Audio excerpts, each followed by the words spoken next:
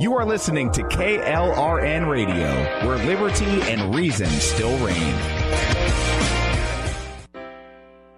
Most writers and radio show hosts know that to connect with your fans, you need to do more than just write books or record the latest podcasts. There are many different elements that go into forming an online platform, but there are also many hidden traps.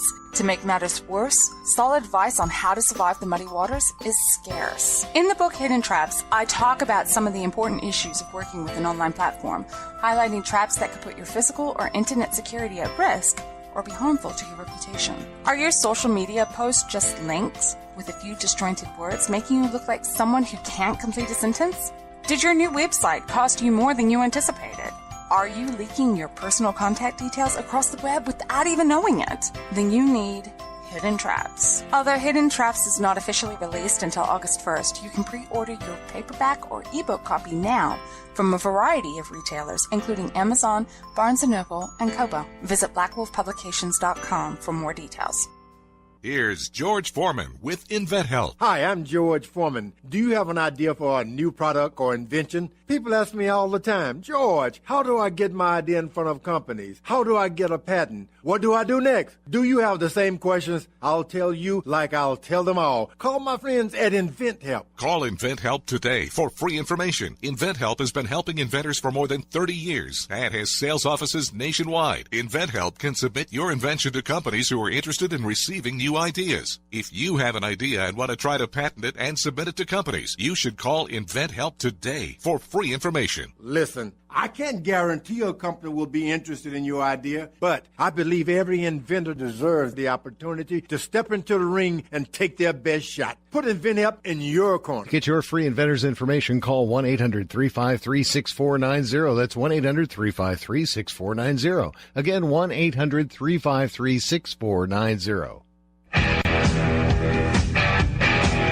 KLRN Radio has advertising rates available. We have rates to fit almost any budget. Contact us at advertising@klrnradio.com.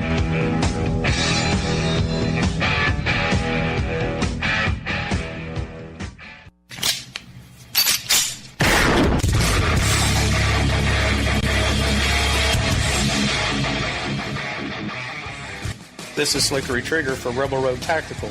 With proper care and feeding, your pistol will be ready when you need it, there to save your life. Shouldn't your gear be that good? Whether you need a holster for comfortable everyday carry or a tough-as-nails holster for your next training course, Rebel Road Tactical has what you need. Check us out on the web at rebelroadtactical.com.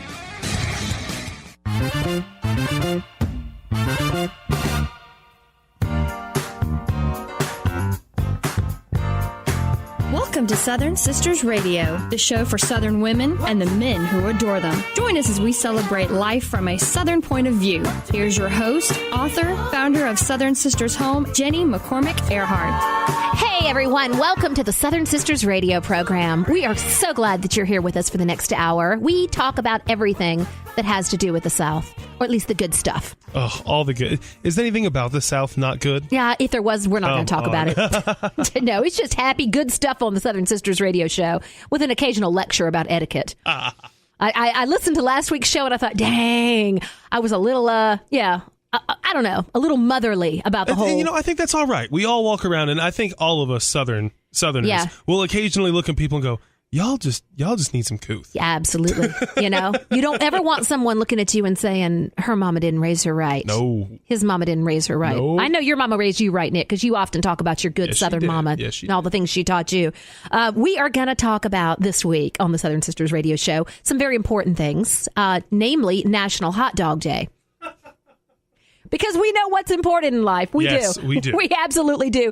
So Saturday, this Saturday, is National Hot Dog Day. Wonderful. And just to celebrate it and honor it for the distinguished holiday that it is, we're going to talk a little bit about popular toppings. 8 different ways to make a hot dog.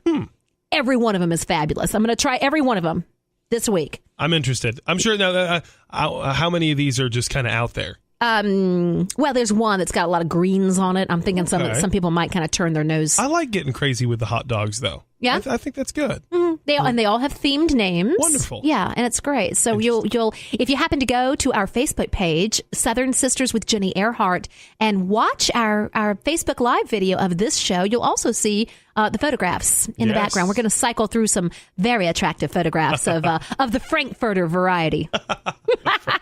So not only is it National Hot Dog Day this Saturday, today is also, this was a strange thing to me because I'm kind of a fan of the National Food Days. Today is National I Love Food Day. Isn't that every day? As in every day.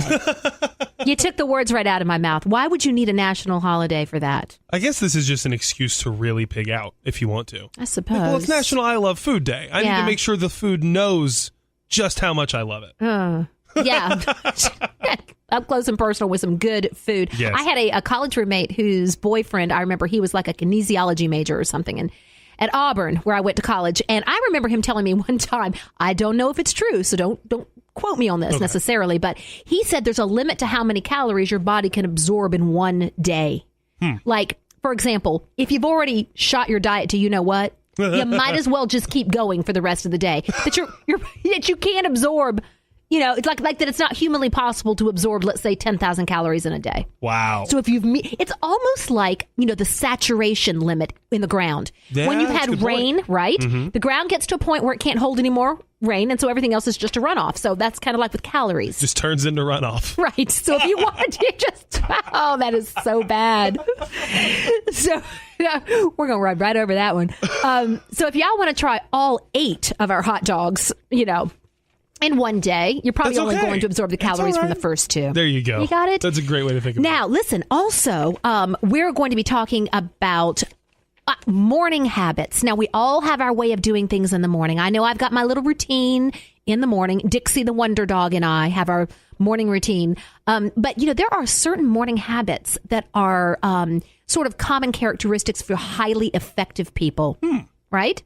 So if you want to be a highly effective person in your life, you may want to try one of these morning habits. Yes. And we're going to go over those in the third segment. Got to stay tuned for that one. And then we're going to cycle around again. Guys, we haven't done our Southern narrative in a while. And I know that a lot of our Southern Sisters listeners did enjoy those Southern narratives when we were doing those. And so we have got 2 awesome Southern stories for you today. Wonderful. One of them is called Where Are You From, Honey?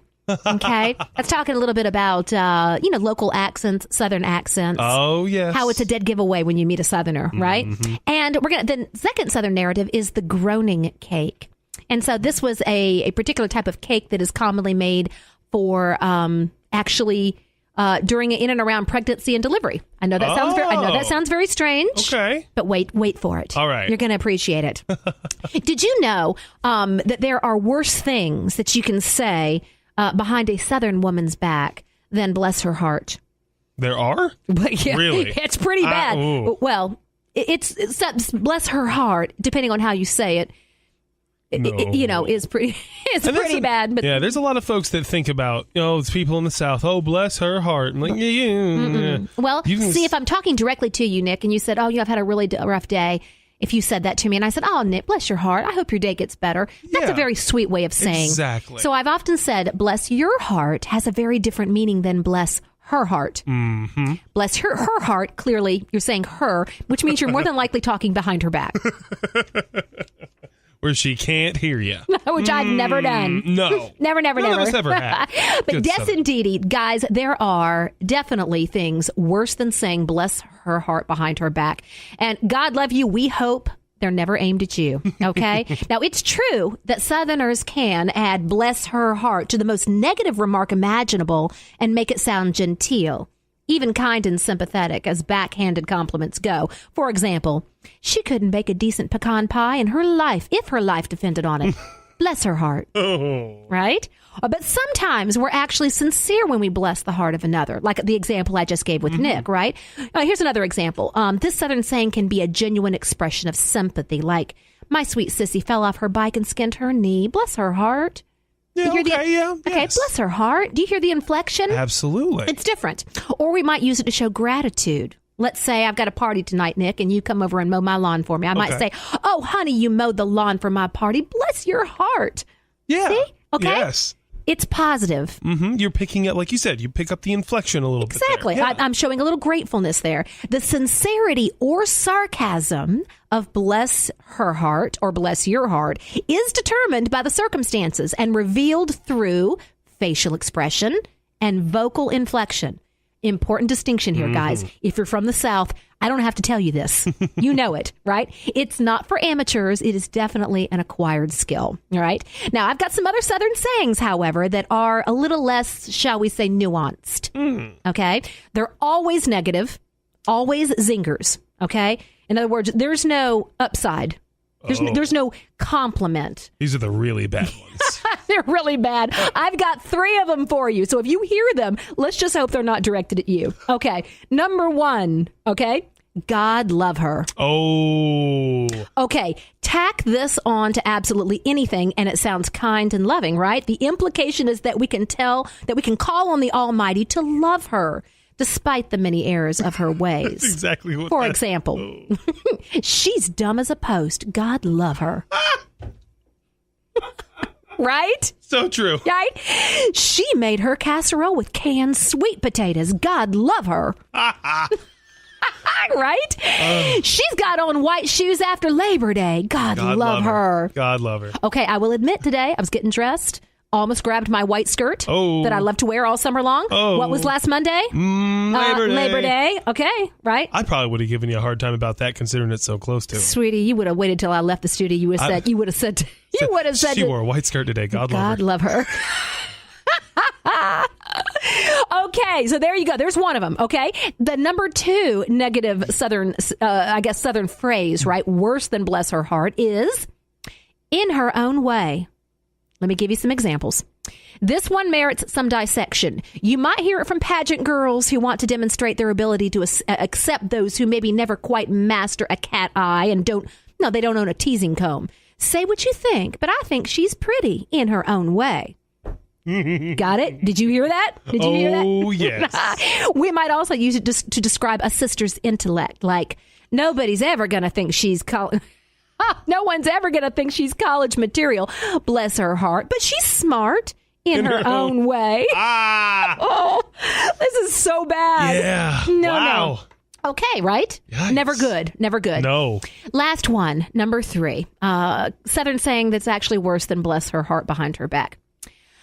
Look what she likes. Okay. Ooh. Now, people do say this. Ouch. Now, this is a direct assault on a sister's taste. Let's say a 50-something bridal shower hostess shows up in a leather mini and a shoulder-padded blazer straight out of the 80s. Look what she likes. Got it? Or maybe she's, bearing Pawpaw in an SEC-themed casket. Okay? Look what she likes. Ooh. Okay?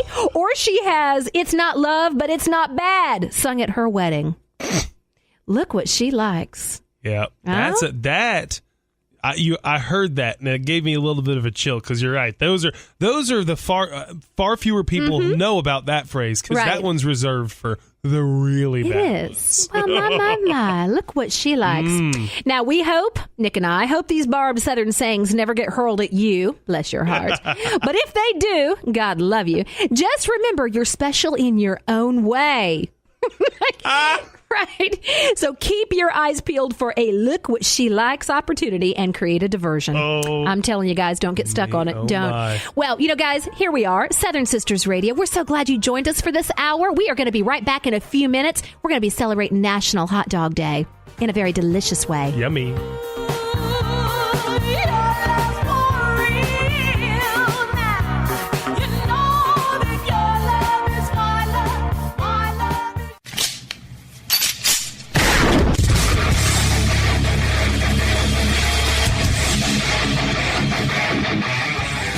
This is Slickery Trigger for Rebel Road Tactical. With proper care and feeding, your pistol will be ready when you need it. There to save your life. Shouldn't your gear be that good? Whether you need a holster for comfortable everyday carry or a tough-as-nails holster for your next training course, Rebel Road Tactical has what you need. Check us out on the web at rebelroadtactical.com. Is debt beating you down? You need discipline. You need the Debt Ninja.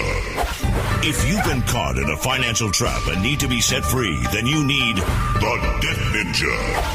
Want to stop those harassing collection calls, start saving thousands in interest and fees, and get out of debt fast? Then you need to call the Debt Ninja. The Debt Ninja will find the best companies across the country that will help you consolidate all your bills into one easy payment, reduce your payments by 30 to 50%, and get you out of debt fast. If you have unsecured debt of $10,000 or more, such as credit cards, loans, or medical bills, call the Debt Ninja for a free 15-minute consultation. Call 800-826-1246. 800-826-1246. That's 800-826-1246. Call today. The Debt Ninja.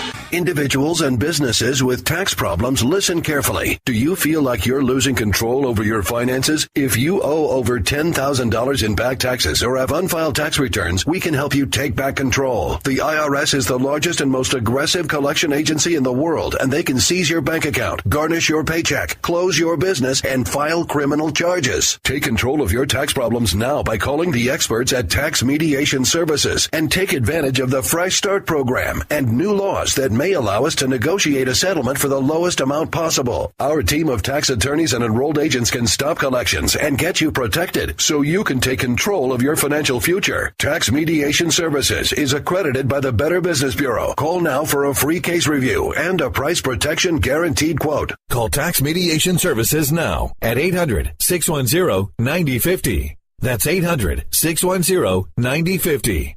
800-610-9050. Hey, KLRN radio family, this is Jenny Earhart. Check out the Southern Sisters radio show every Sunday at 2 p.m. right here on KLRN. Connect with me on Facebook at Southern Sisters Home with Jenny Earhart. You can also catch our Facebook Live videos, unedited and uncensored. Connect with me personally. Email me at radio@southernsistershome.com. Turn off the telly, Nelly. Come to the table, Mabel. Now sit up straight, Kate. It's time to eat, Pete. Have a banana, Hannah. Try the salami, Tommy. Get with the gravy, Davy. Everybody eats when they come to my house. And welcome back to the Southern Sisters radio program. We're in the food segment now. Yummy. Don't you just look forward to this? Oh, that's the best part. Well, I tell you, one thing we love to do in the South is eat. And I think Southern women do it particularly well. Absolutely. You know what I'm saying? I have a saying in one of my cookbooks that a real Southern woman knows how to eat a burger. In other words, you know a guy loves you if he's seen you sink your teeth into a big old hamburger and he doesn't roll his eyes. Correct. You know, ladies, you can only carry on this whole salad facade for long enough. I mean, eventually he's going to have to see you eat some. You know, I had a girlfriend like that. She would never eat anything real. I have to say, though, a real Southern woman knows how to knock out a rack of ribs. Oh, yeah. Just saying. Yeah, absolutely. Oh, yeah. Lick them clean. I mean, it is absolutely. I'm one of those girls. I love my ribs. I love my burgers. But no, it's not about that today, though, guys, is it? It's about National Hot Dog Day. Yes. I suggest we all have a hot dog today, right? While we're out and about. You better. I've got a couple of, suggestions for you and different ways to kind of dress them up and have some fun with them. There is nothing wrong with a good old hot dog with a little mustard and relish, chopped onion on it. You know, those are the basics, the classics. There is some controversy out there as to whether or not ketchup has any place being near a hot dog. You can just have it however you want. If you're under the age of 10. I disagree. I say if it tastes good, do it. Yeah, why not? You know what I'm saying? Well, that's part of what this is about, right? We're going to get crazy with hot dogs a little bit, it's a judgment-free zone. We're going to get so crazy. Let's start off, guys, okay? You know what hot dogs you like best. You've got your best favorite variety. Let's say that you've just taken a couple of hot dogs off the grill and placed them in a hot dog bun, okay? They're nice and charred, you know, on the outside. They almost snap or pop when you bite into them, right? All that juicy, yummy goodness, okay? Well, what do we want to dress them up with? All right. Oh. How about this idea? We've got a tiki dog. Tiki dog. The tiki dog. T-I-K-I. Now, this variation is inspired by bacon-wrapped chicken skewers with pineapple and teriyaki sauce. Okay? Ooh. That's what it's inspired by. What you do with the tiki dog is you wrap the hot dog in bacon, brush it with a little teriyaki sauce at the end of cooking, right? Okay, so you've got it on the grill, right? I sometimes do them in the pan, do them in a skillet on the stove if it's the middle of winter or it's raining outside and you don't want to go out. You place the glistening glazed frank in a toasted bun, top it with a little diced grilled pineapple, a little chopped red onion, maybe a little light drizzle more of some teriyaki sauce. This is one of my personal favorite hot dogs. That sounds delicious. Right? Little fruit and sweet and savory going on there, okay? Now, how about this one? The Frito pie dog. Now, you know what a Frito pie is, right? Of course. Okay. Well, there's nothing quite like a Frito pie, all right? This is a great, this is like one of my favorite wintertime hot dog variations. So we know there's nothing quite as comforting in the winter as a bowl of Texas chili. Whether it's even better served as Frito pie is debatable, but you add salty corn Fritos topped with the chili and garnished with goodies like, let's say, a little cheddar cheese, maybe some green onions. How about a little jalapeno? Ooh, let's get crazy and put a little dollop of sour cream. Do that too, right? Now, if you want to create a summary version of that classic dish, all you have to do is give your hot dog the Frito pie treatment using all of those same type of toppings, right? Chili, cheese, kind of crunch up those Fritos just a little bit. Yeah. Wow. Frito pie dog.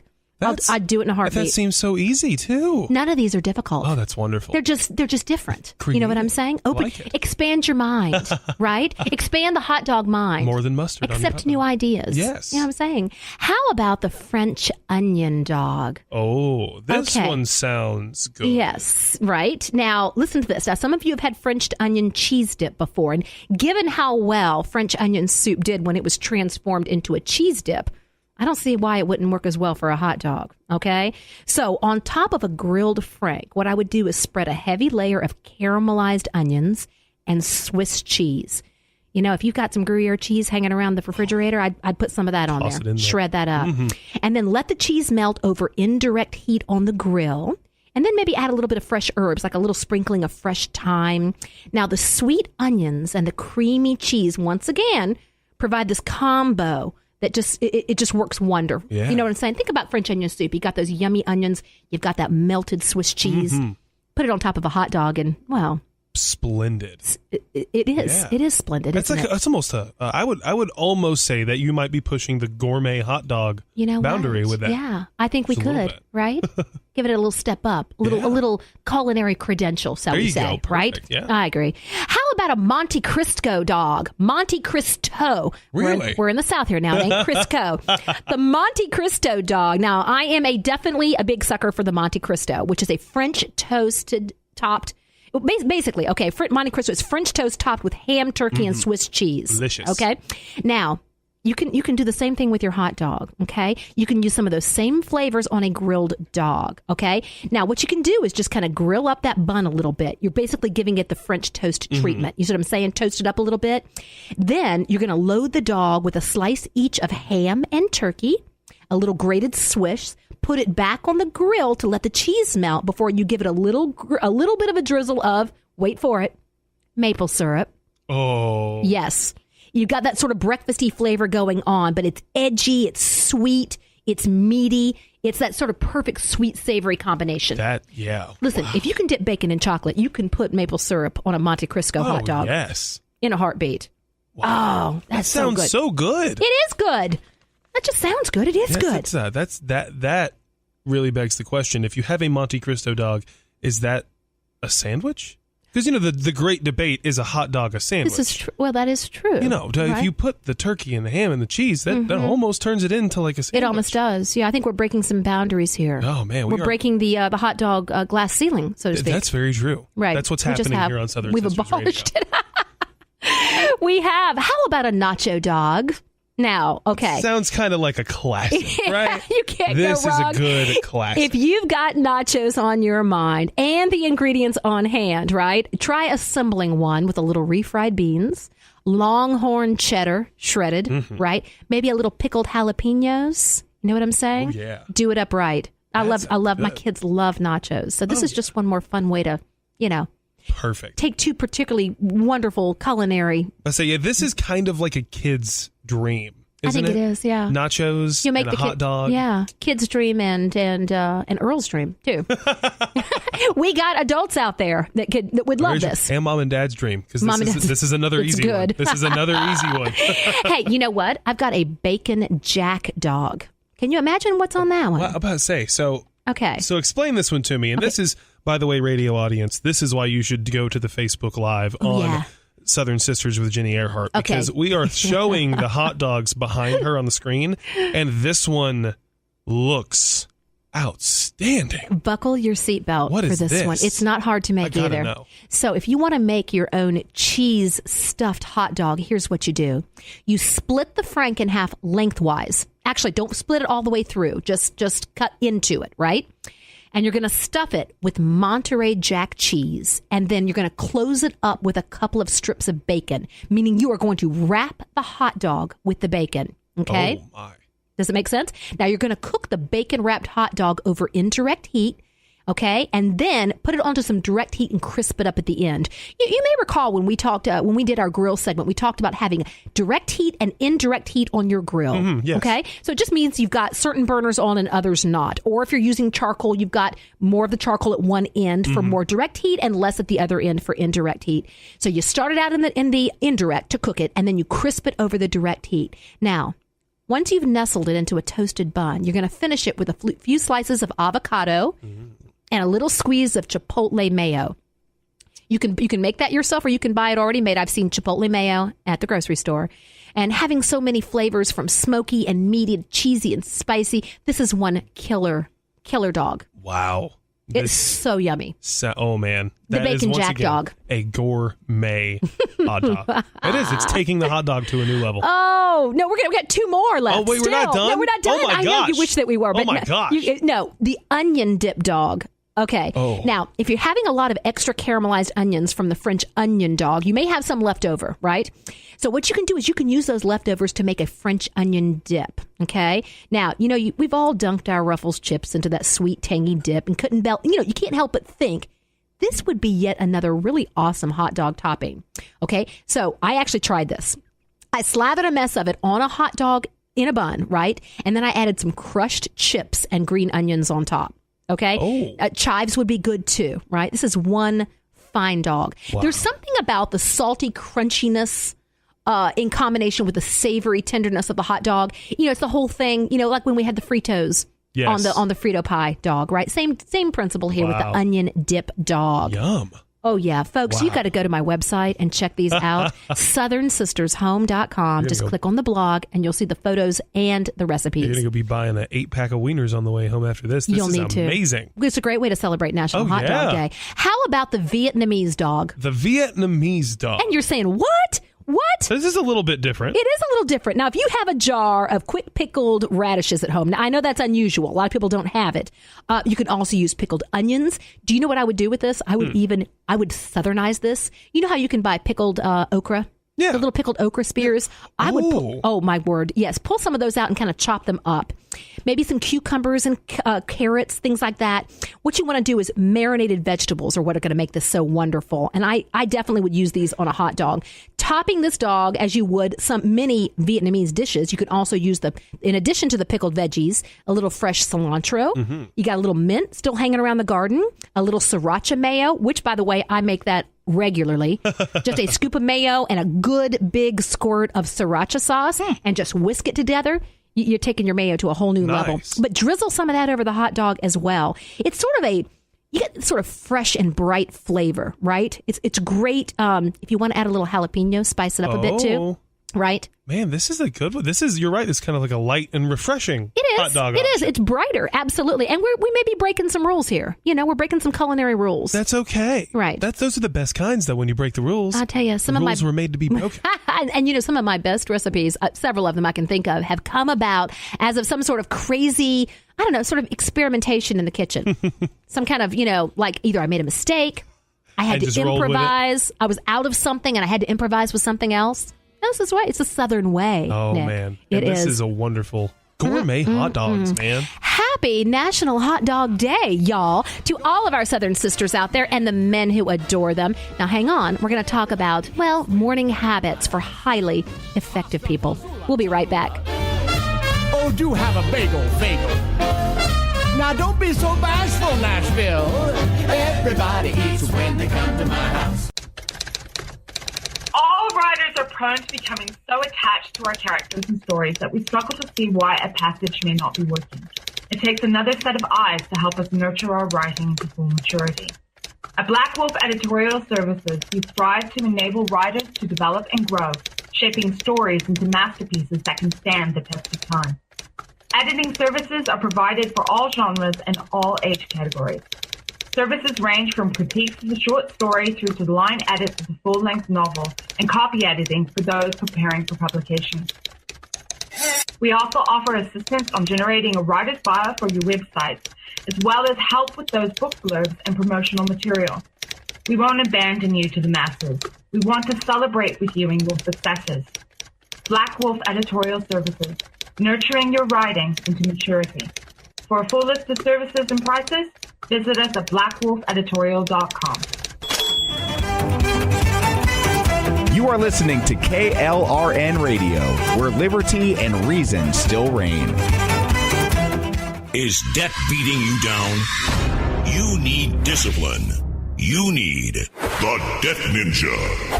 If you've been caught in a financial trap and need to be set free, then you need the Debt Ninja. Want to stop those harassing collection calls, start saving thousands in interest and fees, and get out of debt fast? Then you need to call the Debt Ninja.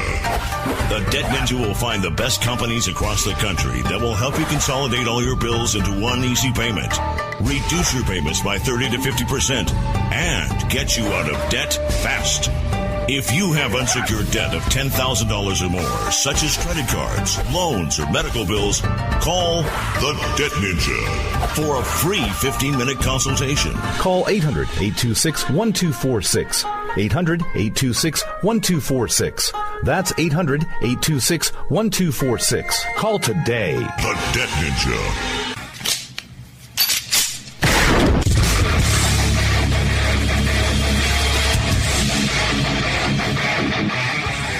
This is Slickery Trigger for Rebel Road Tactical. With proper care and feeding, your pistol will be ready when you need it, there to save your life. Shouldn't your gear be that good? Whether you need a holster for comfortable everyday carry or a tough-as-nails holster for your next training course, Rebel Road Tactical has what you need. Check us out on the web at rebelroadtactical.com. Individuals and businesses with tax problems, listen carefully. Do you feel like you're losing control over your finances? If you owe over $10,000 in back taxes or have unfiled tax returns, we can help you take back control. The IRS is the largest and most aggressive collection agency in the world, and they can seize your bank account, garnish your paycheck, close your business, and file criminal charges. Take control of your tax problems now by calling the experts at Tax Mediation Services and take advantage of the Fresh Start program and new laws that may allow us to negotiate a settlement for the lowest amount possible. Our team of tax attorneys and enrolled agents can stop collections and get you protected so you can take control of your financial future. Tax Mediation Services is accredited by the Better Business Bureau. Call now for a free case review and a price protection guaranteed quote. Call Tax Mediation Services now at 800-610-9050. That's 800-610-9050. 800-610-9050. This is Jenny Earhart with Southern Sisters Radio, and I'm your Southern Sister. In case you didn't know, you can check us out every Sunday at 2 p.m. right here on KLRN. And I'd love to hear from you. Email me at radio@southernsistershome.com.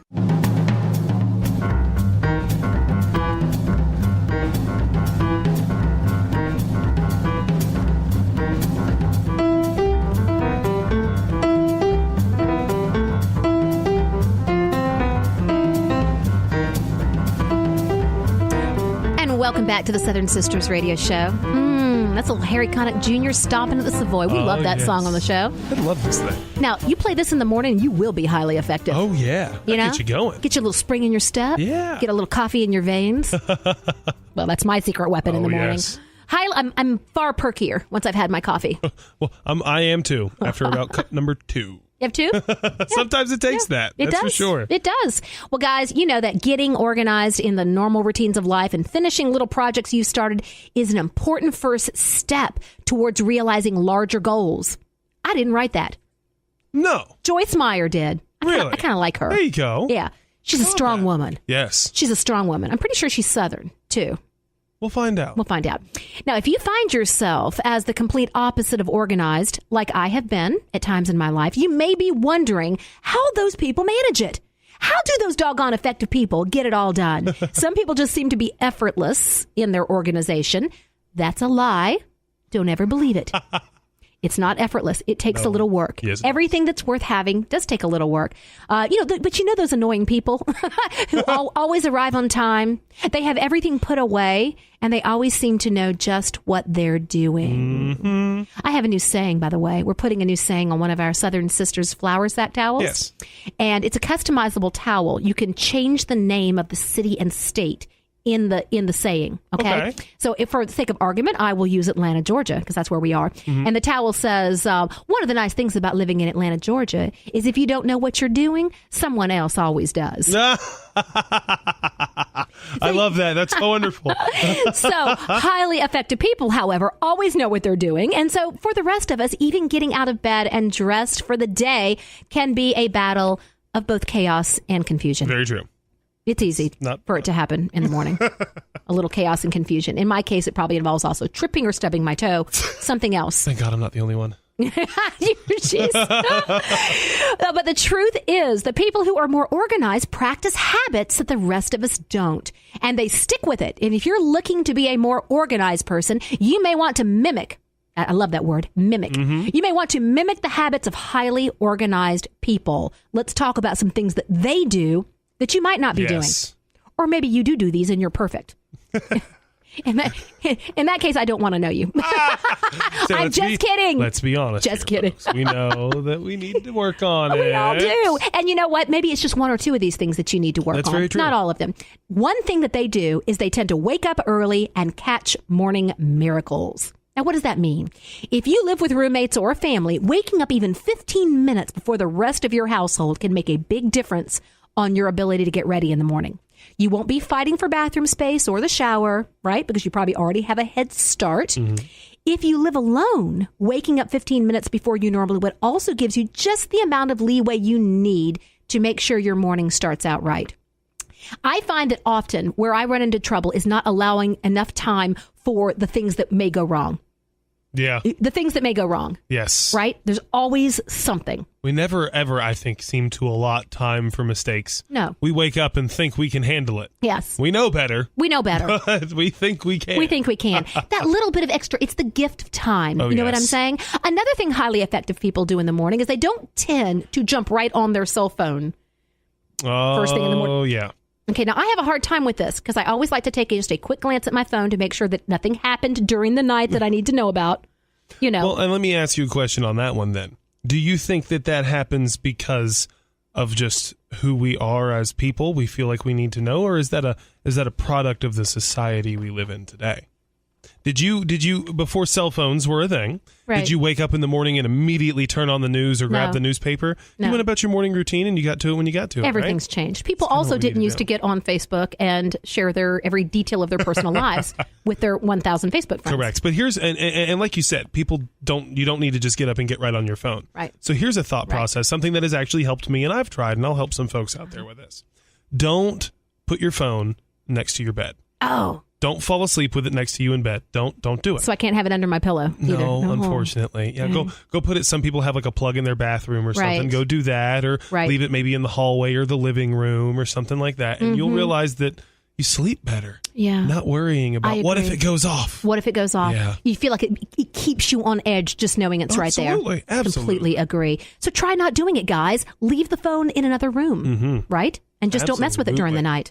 Now, how about this? In the morning, do something you enjoy. It doesn't all have to be about just the tediousness of getting ready for the day. Allow yourself just enough time to do something you love. You know, for me, honestly, it's being in my robe and curling up with a cup of coffee. Maybe catching the morning news. I just love that. Sitting down, though, not just as I'm rushing about. I try to have a few minutes for myself. Maybe it's listening to music. Maybe it's just, writing or something. If you journal, something that just a little bit of something that you truly enjoy doing in the morning. That's not just about getting ready and rushing out for the day. Give yourself a nice light little morning workout. How about that? Yeah. I like that. And now, how about having a routine that you follow? Okay. I find I run into trouble when I deviate from the routine. Yep.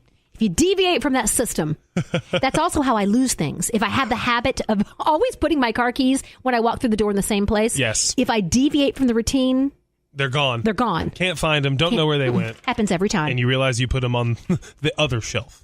Right there. Just the other shelf. They were there the whole time. I just didn't see them. Now, also, remember this, guys. It's always important in anything that you do to set realistic goals for yourself, okay? So trying to change your entire routine at the drop of a hat may only lead to more stress. That's the opposite of what we're trying to do here, right? Just set some realistic goals that'll help you get done what you need to get done in the morning. And I don't do this every day, but I will say, I find, and maybe this is just me, when I make my bed, and when I come back later in the day and my bed has been made, I don't know why that makes me feel so good about myself. Yeah, I've actually heard that before. Yes. There was a sense of organization, and it just, you know what I'm saying? Because no matter how bad your day went, when you come home, you've got a made bed. And everyone loves bed is made. To have a made bed. It's the little things in life. It really is. How about preparing some of your food the night before? Okay.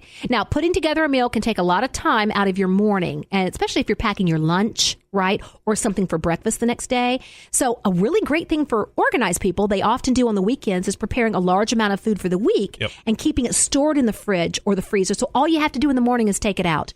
Nothing better in the world than pulling out something that you've made ahead of time, popping it into the crock pot. Oh, yes. And setting that, right? Come home and dinner's ready. Come home and the house smells good, and you feel so doggone good about yourself, don't you? Decluttering the house is another thing that will help you in the morning, having everything where you need it. How much time is lost when some people, me, have to find their keys in the morning or their cell phone in the morning, right?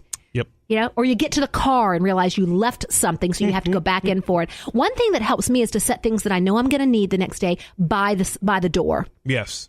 So I have to literally stumble on them before I walk out in the morning. That way they don't get forgotten. Yep. And complete the task, guys, that you want to do least. Okay?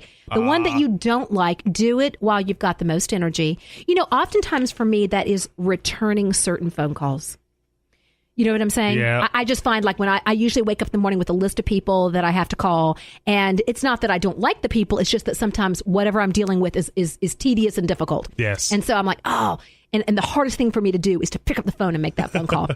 But if you guys try to do it first, that way it's done, you can cross it off your list. Admit this. Have you ever actually added something to your to-do list that you've already done just so that you could cross it off? I would say yes. Really? Absolutely. Absolutely have done that. You are a weirdo. No, I am so kidding. I've done that too.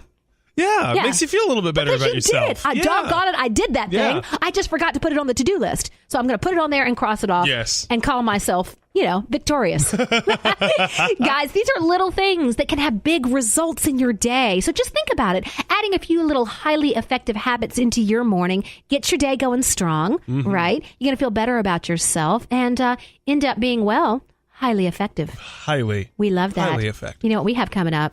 Oh. Southern Narrative. Love in our it. next segment. We got some great stories for y'all. Hang in there. We'll be right back.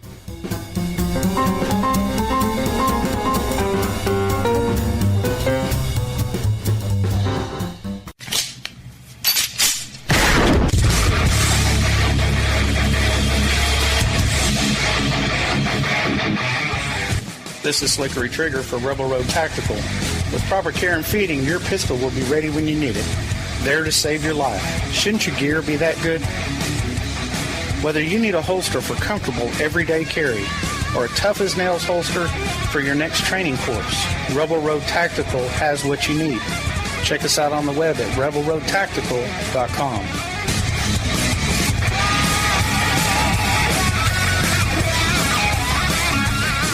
Is debt beating you down?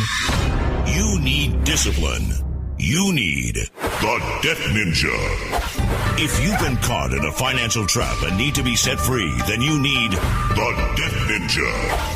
Want to stop those harassing collection calls? Start saving thousands in interest and fees and get out of debt fast? Then you need to call the Debt Ninja. The Debt Ninja will find the best companies across the country that will help you consolidate all your bills into one easy payment, reduce your payments by 30 to 50%, and get you out of debt fast. If you have unsecured debt of $10,000 or more, such as credit cards, loans, or medical bills, call the Debt Ninja for a free 15-minute consultation. Call 800-826-1246.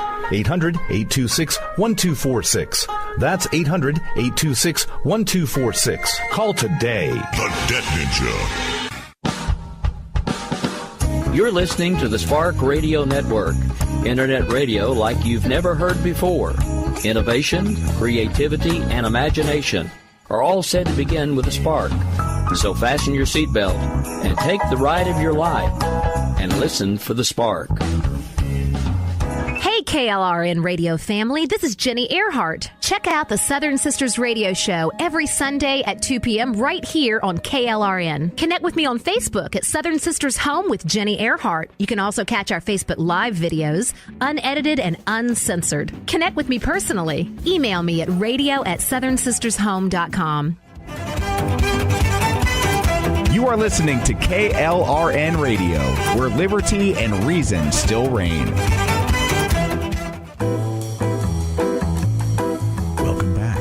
The Southern Sisters Radio Show. Now, with your Southern narrative, sharing stories from around the South. Here is your host, Jenny McCormick Earhart. Where You From, Honey? By Gwen Mullins. By 8th grade, I had made a studied, conscious effort to enunciate, to pronounce the G at the end of going, or fixing, while avoiding fixing when I meant about to. As in, I'm fixing to go to the store. I did not want to sound poor or uneducated. More to the point, I did not want to sound Southern, because to me, those adjectives, poor, ignorant, racist, Southern, were inextricably linked. And true, where and how I lived in those years, such traits were often shades of the same spectrum. By 10th grade, I had begun to pronounce the flat E in Gwen. Not as I was known then, as Gwendy, my nickname that rhymes with Cindy when spoken by my family. My efforts produced a stilted, labored speech pattern. Once at age 16, when ordering a donut at a Krispy Kreme, the clerk asked me, "Where are you from, honey?" and refused to believe me when I told her I was from here. From Northwest Georgia, from Southeast Tennessee. Her refusal pleased me.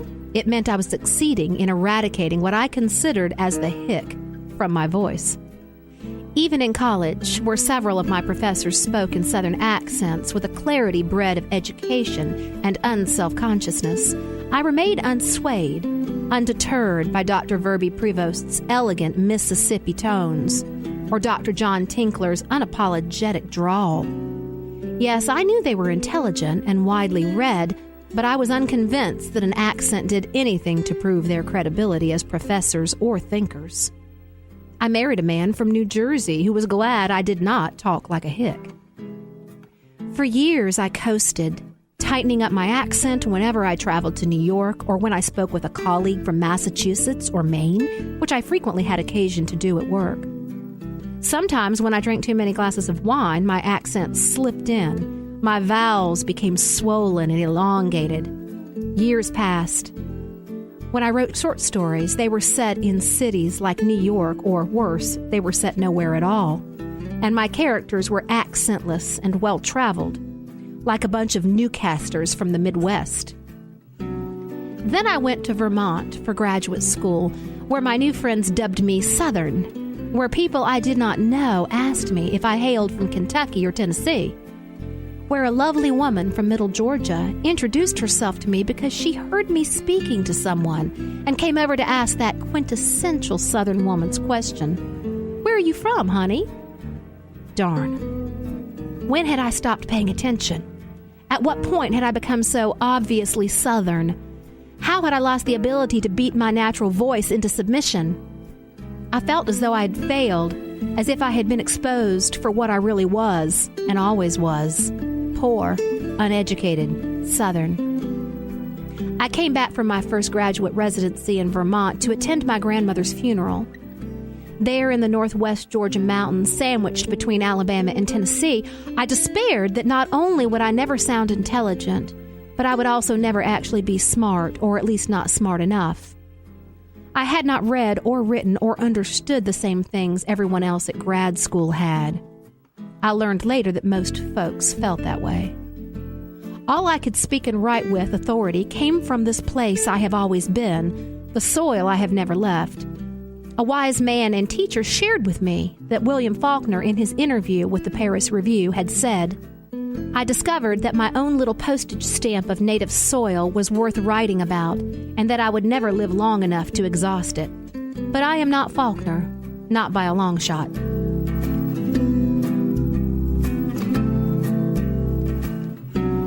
A couple more years passed. I graduated from that lovely low residency program, and I started to think that I should try to embrace my faults, like a woman who has finally come to terms with the shape of her hips. And then one day, I met Dorothy Allison, a woman whose writing is harsh and cruel and beautiful, and Southern, so very Southern. At the conference on Southern literature in my hometown, I held a book out for her to sign. "Where are you at, baby?" she said, her accent somehow both aggressive and relaxed, and again that question in her own way, that "where are you from?" we all ask. "Here, I'm from here," I said, my voice hushed. And I was, finally, ashamed. Why had I been trying to defeat, to bury the person I most essentially am? My teenage struggles with speech were a sham. I had come so far from that trailer where I grew up, but I felt that I had never really left. If I had, I would not have needed to try so hard to prove it in my adapted voice. Now I am trying to find that voice again, not just when I speak, but when I write. I never meant to be a Southern writer. I didn't even want to be a Southern speaker. But it seems I can't help it any more than I could successfully standardize my speech. Yes, I know I'm in good company. Company so good, in fact, that I am reluctant to associate myself with it. Sometimes when I try to use that voice on the page, the voice of my grandparents and my aunts and my cousins, it feels contrived, or worse, condescending, like Al Pacino trying to adopt a Southern accent in The Devil's Advocate. False, wrong, ugly in places where it should be beautiful and true. But that, I suppose, is just another Southern story.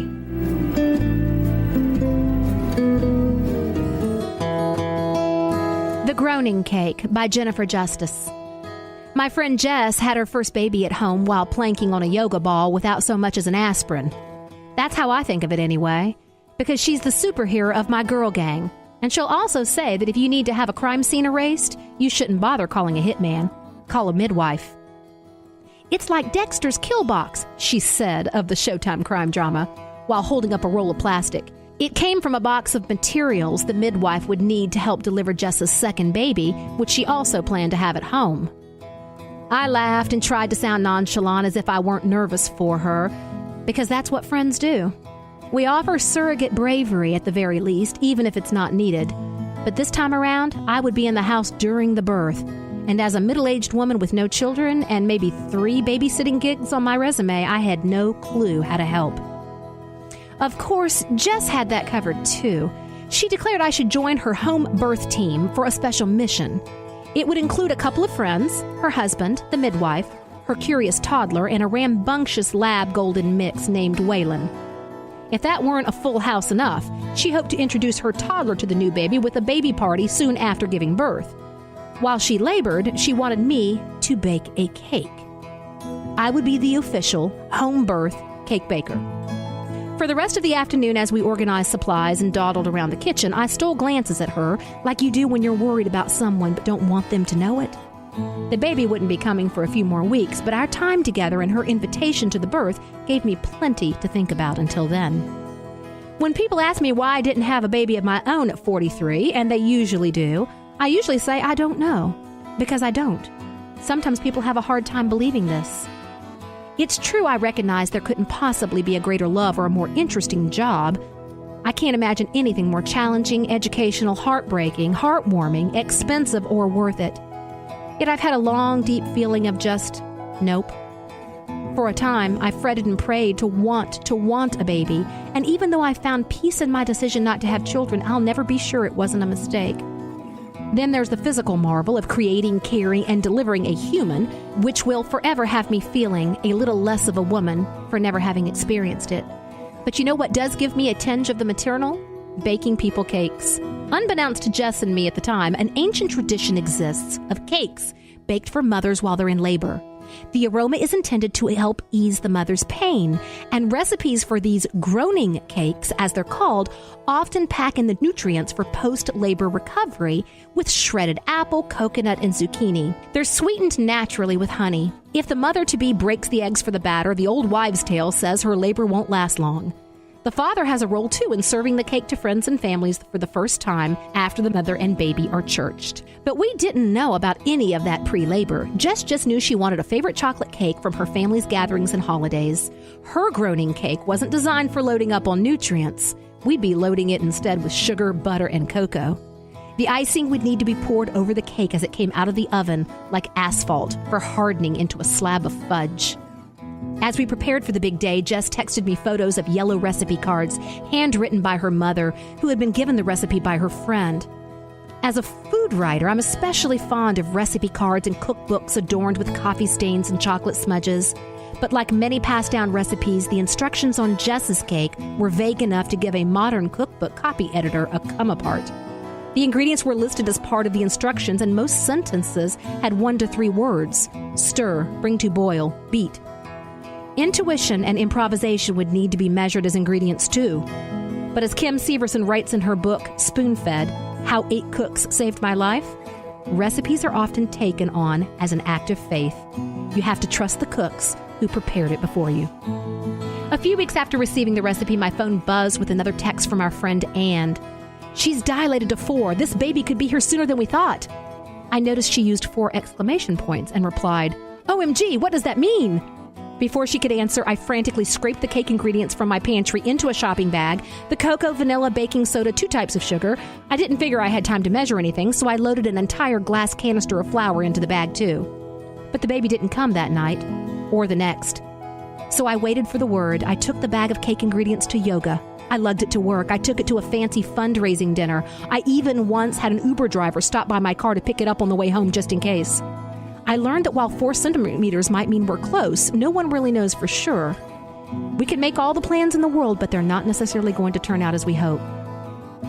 It would be another 2 weeks before we got the call. The house felt like church when we arrived, reverent and quiet except for the deep, determined sounds of work coming in waves from Jess's in labor.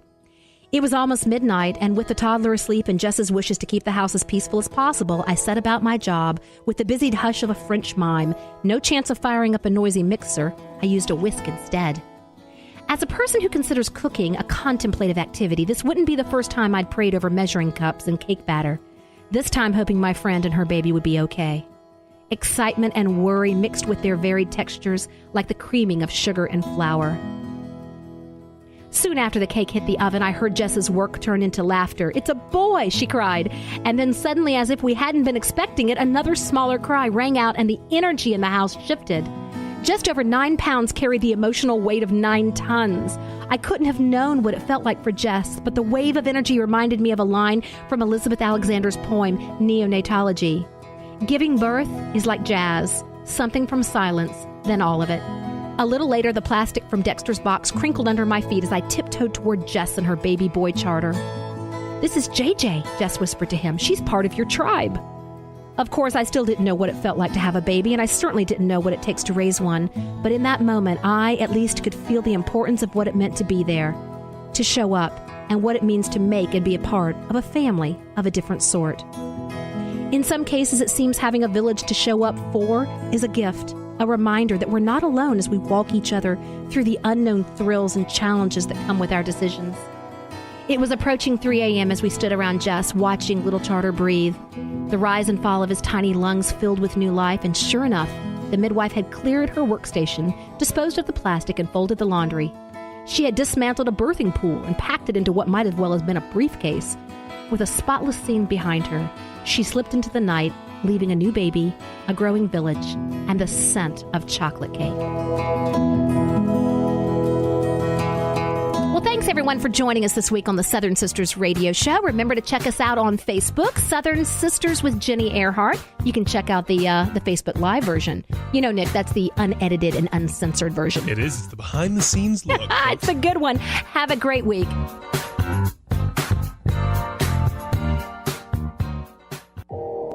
You are listening to KLRN Radio, where liberty and reason still reign.